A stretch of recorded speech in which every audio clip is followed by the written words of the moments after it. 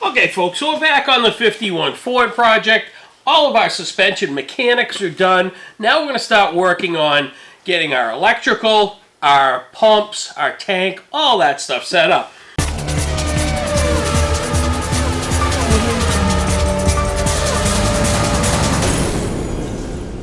So what I got is this really cool battery box for an Optima battery that I'm going to use to mount my battery up underneath the bed. Right now it's in a box in the back of the bed, and that's where we want to put our air tank and solenoids. So I'll bring the small camera over, I'll show you what we got going on. We'll get that battery and that box out of there, get this thing mounted underneath, and make it happen. Okay, so as you can see here, we got this cooler that's in the back of our bed. That's our proposed air tank we're going to use for the system. And when you go into this cooler, this is where my client keeps his battery. So we're going to take this battery out, we're going to take this box out, and we're going to move our tank forward, and we're going to take and put our battery underneath. So I'm going to get this all disassembled, get this out of the way. We'll raise the truck up and we'll figure out where we're going to be able to put our battery box and get our wiring done, and then that way there we can move our tank and start working on the wiring for the tank and the plumbing. So Jack lives here. He no longer lives in the back of the 51 Ford. Kind of a cool piece. Maybe we can recycle it and do something else with it. So here's my plan for the battery relocation. We got our bracket. We mounted it to the floor with these 6 screws. I got some nice big fender washers on the other side. I'll show you the top in just a second. My battery will mount like this. Here's all my electrical connections, but before I get involved in doing all that, now that I have this mounted, I'm going to get this thing sanded down and I'm going to paint it and clear it for permanent installation. So I'm going to get on that and I'll show you what's going on with that. So these 6 bolts right here are going to be what hold my battery box in place. Obviously my cooler's gone, then this is going to move up into this location. I'll probably have to make some access ports for it to be able to run my airlines, because I don't know if this situation here is going to be big enough, but we'll kind of play that by ear as we go. But I'm going to get on getting that battery box painted now. Okay, so we've got our battery box here. It's all set. I decided I'm going to paint it red because it's electrical. It seems like a good color. I got some pretty sweet torch red right here. I'm going to throw out my little touch-up gun, and we're going to get this painted red, blow a little clear on it, and we're going to get at it right now.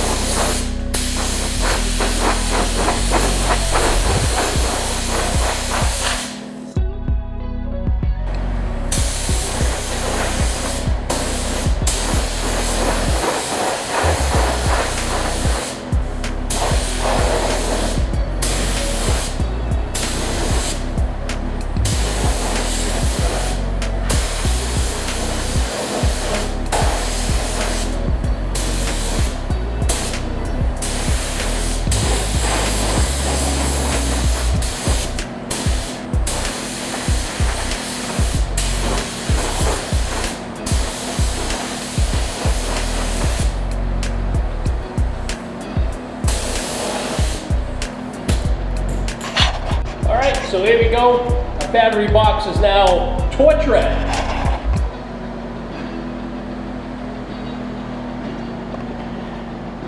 And I think that'll look pretty sexy underneath the truck, although nobody will ever see it, but it's got to be right. Okay, with my battery box all fitted, all my holes are drilled for the mounting, it's all set up, I cleaned it all up, I painted it, you saw that, I got that all set. So now I had to come up with something to mount my air compressors under the vehicle, which took a little bit of time, but I figured it out. So I have a 2 compressor setup, so I came up with this idea here. I got a piece of steel that I could put in between my cross members under there, and I bent it on a 90-degree angle, and I mounted it on this, I mounted them, I should say, on this piece of metal. I'm going to drill some holes in the end and bolt it to the frame rails on the bedside, and I'll show you what that looks like now. Then I'll take it back out, take all of this stuff off of here. What I'm going to do is I'm going to set it up so that the compressors go on studs. So I'm going to weld all my little screws on the back side here, and then I'm going to get this cleaned up, and I'm going to paint this black so it matches the frame. So that's my next project. I'll show you what this looks like. Okay, so this is where my battery's going to go. And then I've got this spot over here where I made my piece that I showed you on the bench, and I got my compressors here. Now I want to center it. I want to make sure I got plenty of room away from my drive shaft. And then I got a fuel filter over here I want to be able to get access to. So I got to kind of center it between those 2 pieces. I'm going to drill a couple of holes here and a couple holes there to mount it. Once I get that done, I can take this out of here, take these off, and get the bracket prepped up and get it painted. And then my eventual thing is I'll have a T coming off of here, my line will come up and over, and then I'm going to attach, probably my control valve will be over in this area here. So the only thing that'll really be in the bed will be the tank itself, but that remains to be seen.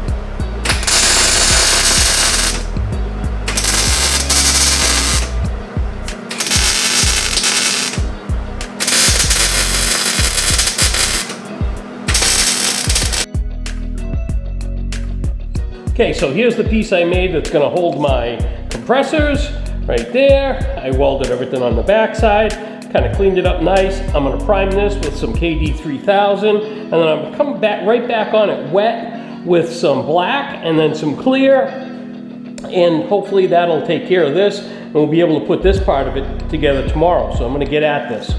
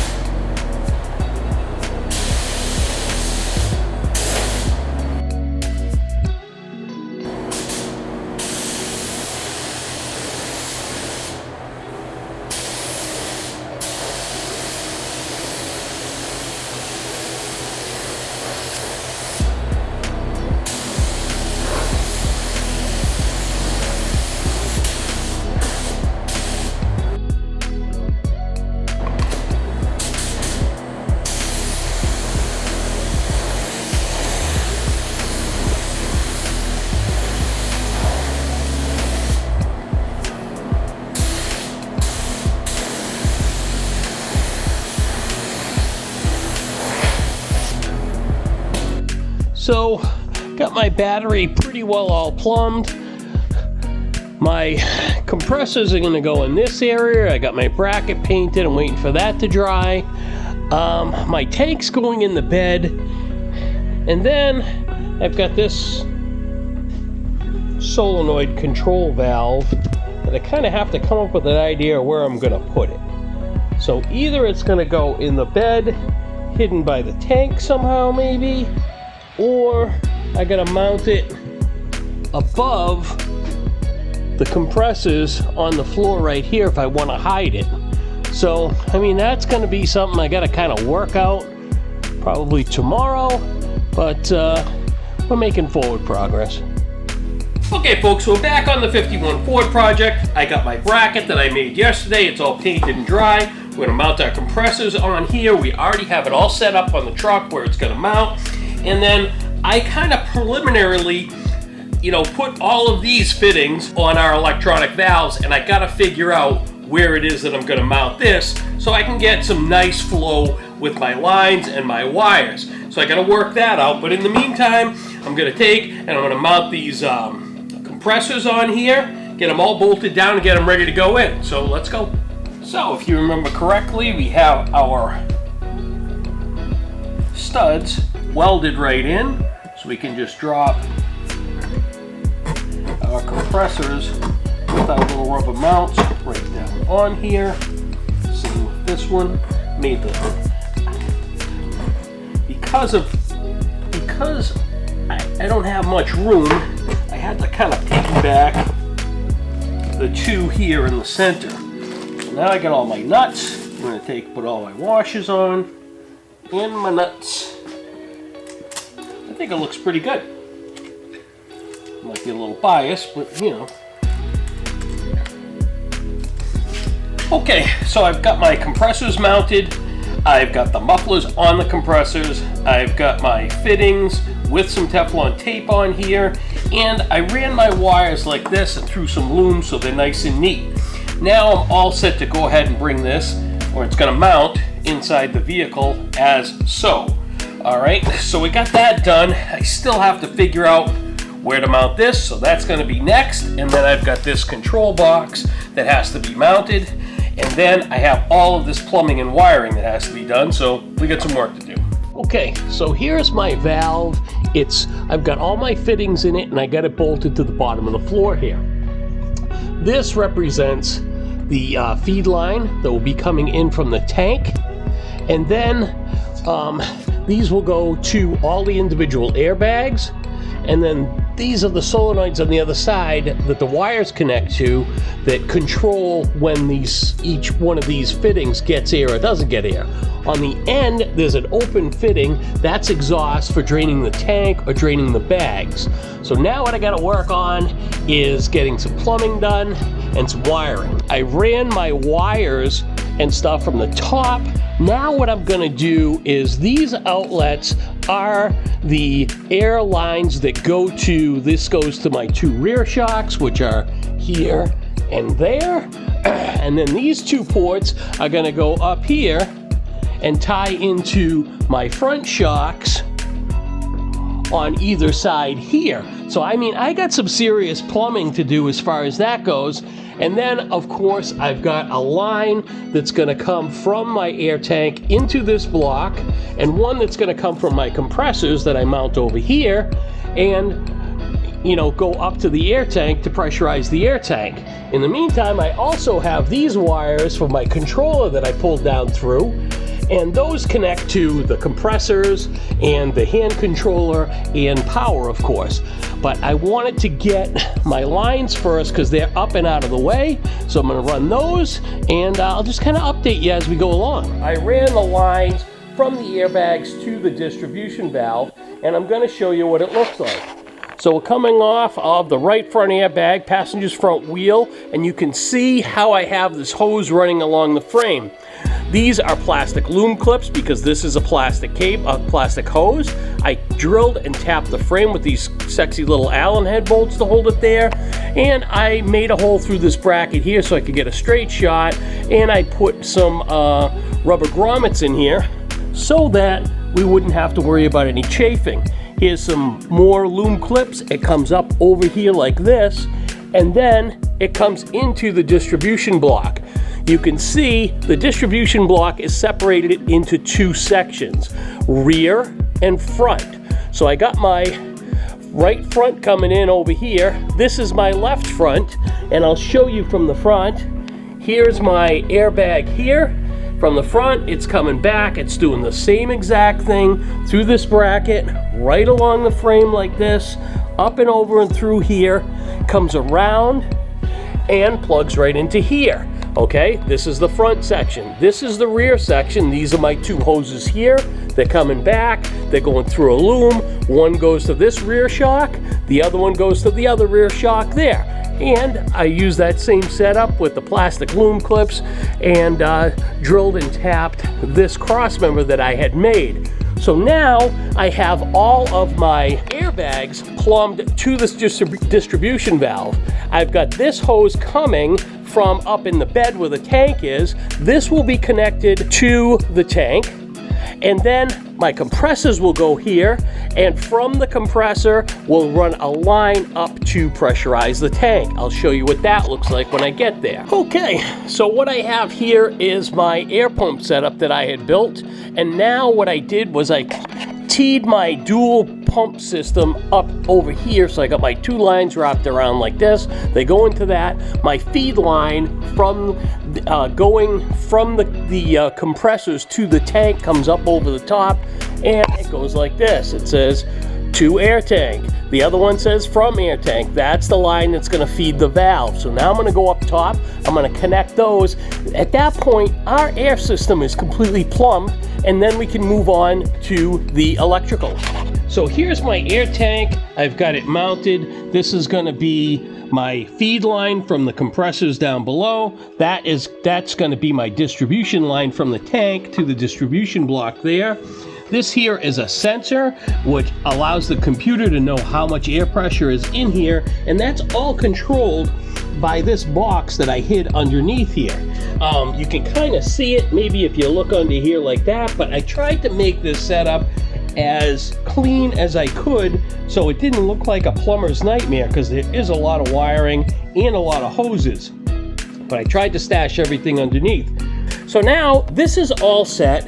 I've got some plugs under there, and we're going to start working on the wiring. Okay, so I just want to catch up on where I am with the wiring. So I got my compressors in here. I got my plumbing done. I got my wiring harness here.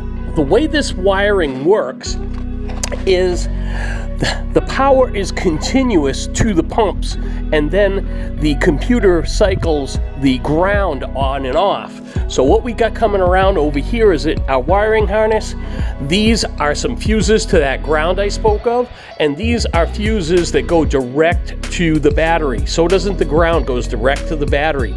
Both the compressors are fused on the ground and on the positive. Now, I got my ground wires all plumbed in here for my two compressors. This is going to be my power wire, which I'll probably run up over here and attach to the battery here. I just haven't gotten there. Then over here, I've got this wiring harness, which has to be fished into the cab because that is going to be my control harness. It's going to go to the handheld controller, which is over here on the bench, which will connect to this, and then this will control my air ride. So I still have a little bit to go, along with another wiring harness here. This one plugs in under there. One wire goes direct to the battery, and one wire goes to a key on off positive. I'll show you that plug here. That plug is right there. Here's my other plugs here, my ground plugs, my hot plugs that go over to my compressors, and it does seem a little wire intensive, but it's really not that bad once you get into it. So I will keep you posted. Okay, so what I did was I snaked my wires up from the control box that's in the back, up through the floor, and across this carpet and into my passenger compartment. This yellow wire that you're seeing here is going to be a key on positive wire. And then this other big wire here is what's going to connect to the handheld controller. So I'm going to run this up. This is going to go in the glove box here, where the fuel injection controller also lives. And I am going to take this caught with the key on wire and connect it to what I have left over here, which is called spare wire circuits from our folks at Painless Wiring. When we wired the truck, I marked this so I knew exactly what all these were. So now I just got to find a hot with the key on. I'll tap this into it, run this up into my glove box, and we'll be just about ready to see what's going to happen with this thing. Okay folks, so our 51 Ford Air Ride project is coming to a conclusion. I talked to my client. He really loves this cooler. So what he wants to do is he wants to take and put the cooler around the air tank. So he took it home and he cut a hole in the bottom of it. And what we realized when we tried to set it in here is we need to trim around these edges a little bit. So I'm going to trim these edges, And then we're going to drop it down on here and see how it fits and see what it looks like. So here we go. Okay folks, so I trimmed out the bottom of my cooler and I got it positioned on here like this. So it's going to sit down here like this. My client will more than likely adhere this to the bed with some two-face tape. And then this is the cover for the cooler. And boom, there you go. So it looks pretty much just like it did when it came here, except now the cooler has the air tank in it, which I think is genius. That was a great idea to do that. And I really like it. So now what I'm going to do is I'm going to show you the controller inside the truck, how it works, give you a little demonstration on the truck, and we're done. So let's check it out. Okay, so we're inside the truck here, and this is our controller here that's in the truck. And then I also have my cell phone, which has this app from Ridetech that we can also use to control it. So what I'm going to do is turn the key on. And what that does is it livens up our control panel. And you can see where our airbags are right now. And if I push this right here, this is going to air me up to my ride height. And then if I push this bottom button, it deflates me to fully compressed, you know, on the ground. And then this one is a raised up setting. So let's say you're going to pull into a really steep driveway or something, you can jack the truck up to get over any obstacles. So that's it over there. And then over here what we have is we have my phone with the app installed on it. And if you look at it, it's virtually identical to the handheld, and I can control things from this as well. So if I link this up, which it is right now, I can go like this, and now my truck is completely aired out. So the next thing I want to do is fire up the truck and get it to ride height, and we'll put it outside. All right, so now we're going to air it up. Feel the truck rising up. You can see the numbers between my handheld and my app are virtually the same, and we're ready to roll.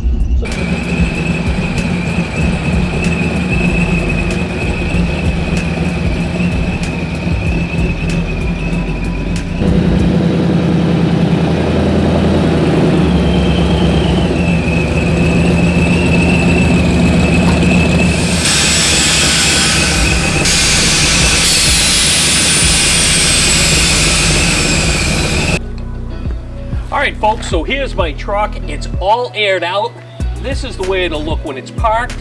My customer wanted it to be lower. We have the ability to do that on that lower setting, but we need some different offset on the wheels to get there. But for right now, it's springtime here in New England. He's going to run it for the summer. Order some custom fabricated wheels with our offset. We'll be able to drop this thing virtually right on the ground with those wheels. So that's our whole thing. I hope you enjoyed the video or the series of videos on how to do this. If you have any questions, feel free to ask me in the comments. And please like and subscribe, and good luck on your project.